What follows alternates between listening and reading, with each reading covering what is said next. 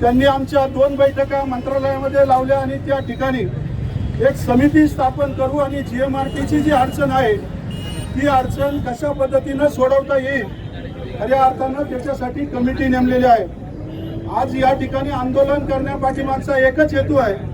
की ती जी कमिटी आहे ती फक्त त्या ठिकाणी कागदावर न राहता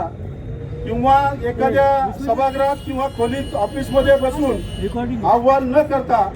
या समितीनं पुणे ते नाशिक ज्या भागातून रेल्वे जात आहे तिथल्या तांत्रिक अडचणी, लोकांच्या भावना, जनहिताचा भविष्याचा दृष्टिकोन या सर्व गोष्टीची माहिती त्यांनी जागेवर येऊन घ्यावी म्हणून आज सर्व तालुक्यामध्ये स्थानिक आमदार, विधान परिषदेचे आणि विधानसभेचे सर्व आमदार असतील, खासदार असतील यांच्या माध्यमातून खऱ्या अर्थानं हे आंदोलन लोकांना बरोबर घेऊन, सर्व पक्षीयांना बरोबर घेऊन या ठिकाणी आम्ही आव्हान केलं होतं आणि त्या आव्हानाला प्रतिसाद म्हणून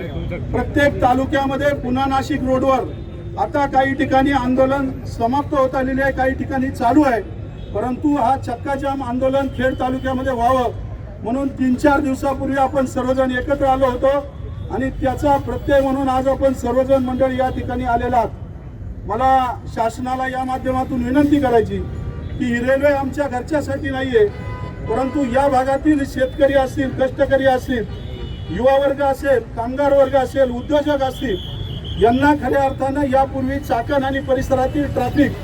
आजही आम्ही या ठिकाणी त्रास उपभोगत आहेत आणि त्या त्रासापासून मुक्त होण्यासाठी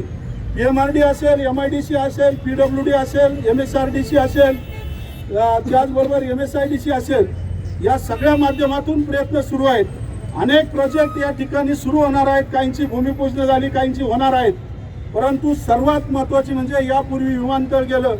त्याचा फटका खेड तालुका आणि या परिसराला बसलेला आहे। आता जर ही रेल्वे मार्ग जर तुम्ही बदलणार असेल तर कदापि आम्ही सहन करणार नाही,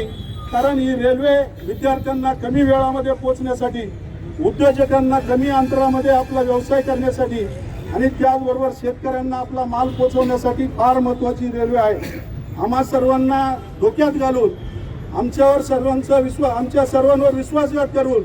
जर एक केंद्रीय रेल्वे मंत्री जनतेतून निवडून आलेले नाही आहेत, ते IAS अधिकारी आहे, IAS अधिकाऱ्याला जनतेच्या भावना कळतात किंवा नाही मला माहीत नाही, माझा त्यांच्यावर आरोप नाही आहे, परंतु उचलली जीभ लावली टाळ्याला त्यांनी या ठिकाणी फार मोठ्या प्रमाणामध्ये चुकीची रेल्वे रद्द करण्याची जी घोषणा केली ती त्यांनी मागे घ्यावी आणि त्या ठिकाणी ही रेल्वे पुणे ते नाशिक पूर्वीच्या मार्गाने या ठिकाणी व्हावी आणि त्यामुळे आज तालुक्यातील सर्व पदाधिकारी, सभापती, उपसभापती, मार्केटचे सभापती, उपसभापती, सर्व संचालक, जिल्हा परिषदचे सर्व सदस्य, 3ही नगर परिषदांचे पदाधिकारी, तालुक्यातील सर्व ग्रामपंचायती, सोसायटी, संस्था, बचत गट, अनेक माध्यमातून अनेक कार्यकर्ते या ठिकाणी उपस्थित झालेले आहेत। या सर्वांच्या माध्यमातून एकीचं बळ काय असतं ही खेड तालुक्यातील जनता या ठिकाणी दाखवून देणार आहे। पुढेही आंबेगावमध्ये आंदोलन चालू आहे, जुन्नरमध्ये चालू आहे, संगमनेरमध्ये चालू आहे,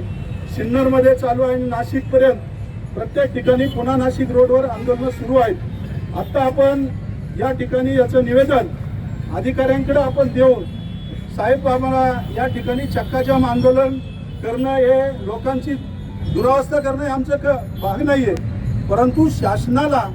या ठिकाणी जर आमच्या भावना पोहोचवायच्या असतील तर आम्ही सर्व मंडळी या ठिकाणी रोडवर थांबणार आहोत आणि त्या माध्यमातून खऱ्या अर्थानं निवेदन आपण या ठिकाणी स्वीकारावं आणि निवेदन स्वीकारल्याच्या नंतर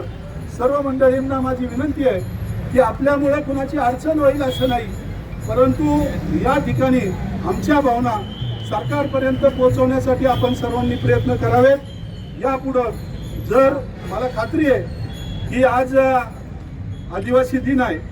आपल्या तालुक्यामध्ये आणि सर्व तालुक्यामध्ये मोठ्या प्रमाणामध्ये आदिवासी बांधव आहेत आणि आदिवासी बांधवांच्या भावना ओळखून खऱ्या अर्थानं आदिवासींचा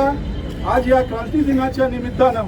खऱ्या अर्थानं त्यांचा सन्मान होणं म्हणून आपण आदिवासी दिन साजरा करत असतो। आजच्या दिवशी या आंदोलनाचा उपयोग नक्कीच सरकार त्या ठिकाणी ही रेल्वे पूर्ववत करील आणि आदिवासींचा सन्मान आज आदिवासी दिनाच्या निमित्तानं होईल अशी अपेक्षा व्यक्त करतो आणि थांबतो।